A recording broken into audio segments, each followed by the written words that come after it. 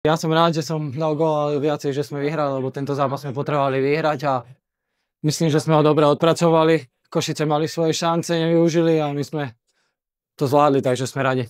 Prejed nás tou situáciou, lebo začiatok zápasu bol taký, nebolo toho veľa a zrazu prišla odadáva tá prihrávka.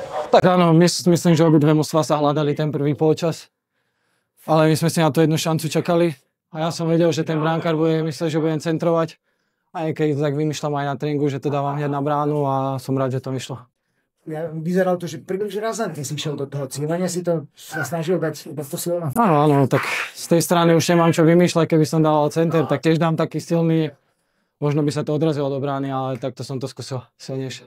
V druhom polčase si tam vymyslel veľmi peknú situáciu, nasmiekala si dal loptu, ale potom tam vymyslel čo? Čo si pomyslel? Však to sa stane, taký je futbal. Každý robíme chyby a myslím, že Smeky hral výborne, odpracoval to tak ako celé mužstvo a nič, sme radi za 3 body. Jasné, ale vidno, že to trápenie v ofenzíve, predsa len keď to zhrnieme, si tu vlastne hráš tretí zápas a to bol jediný gól, ktorý si strelil.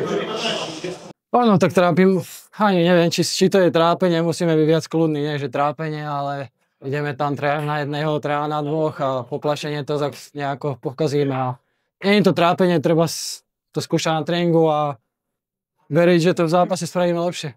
Ľudia boli už netrpezliví na tribúne, ale čakali na prvé domáce víťazstvo v tejto sezóne.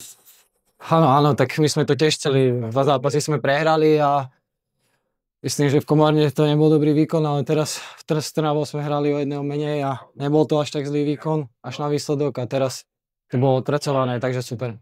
Ako prebieha tvoja aklimatizácia? Tak neviem, ja myslím, že už sa nemám na čo aklimatizovať. Ja som tu chalanov poznám a poznám okolie a úplne v pohode. Dobre, ako vidíš nechcem povedať, že šance, ale pri Skalici často sa hovorí, že boj o záchranu, ale si veľmi blízko stále tej šestke, hej? Tak každý nech si vraví, čo chce, my vieme, čo chceme a musíme bojovať a tie výsledky prídu. Vy ste vypracovali niekoľko dobrých šancí predtým, ak by sa všetky využili, tak pokojne to mohlo byť aj 4-0.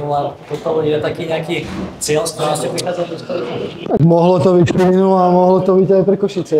Ten zápas bol prvý polčas nejaký, druhý polčas, prvých, myslím, 15 minút boli výborné, Košice mali šance a my sme to prežili a o tom je taký zápas, že musíte prežiť aj šťastie, mať trošku na tie šance a mohli sme to na konci zatvoriť, ale chvála Bohu za 1-0.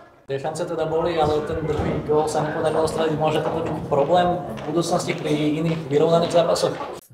Tak každý zápas je iný. Ja si myslím, že možno dneska sme nedali tie šance a v Michalovciach ich dáme, nikto nevie. Musíme pracovať na tréningu a zlepšovať sa v tom. Košice sa zatiaľ trápia, sú na konci tabulky, ale asi to nebol jednoduchý zápas. Nie, taký zápas je vždy, každý je ťažký a Košice hrajú dobrý futbal, myslím taký bojový, ale dneska im to nevyšlo. Pre nás dobre, pre nich zle. Rozhodcovia nastavili taký veľmi prísny meter, vaša lavička dostala 3 alebo 4 karty. Zažili ste už niekedy takúto situáciu? No, zažil v Trnave je to viacej. Ale dobre, však emócie k tomu patria a tak rozhodci sú rozhodci.